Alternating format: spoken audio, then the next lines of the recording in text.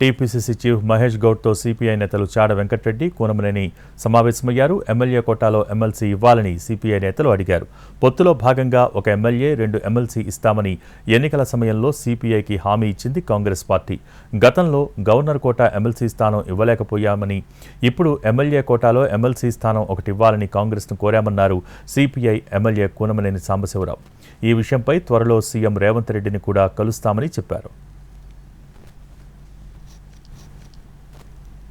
ఖాళీలు శాసన మండలికి 5 స్థానాలు ఖాళీలు ఏర్పాటు అయిన ఈ నేపథ్యంలో పాత ఒప్పందానికి అనుగుణంగా స్నేహధర్మాన్ని పాటించి ప్రస్తుతం ఒక స్థానాన్ని, ఆ తర్వాత నెక్స్ట్ అవకాశంలో ఇంకో స్థానాన్ని ఇవ్వమని అడగటానికి వచ్చాము.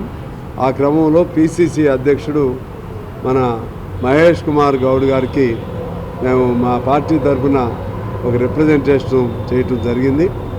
అలాగే ముఖ్యమంత్రి గారిని కూడా కలుస్తాము.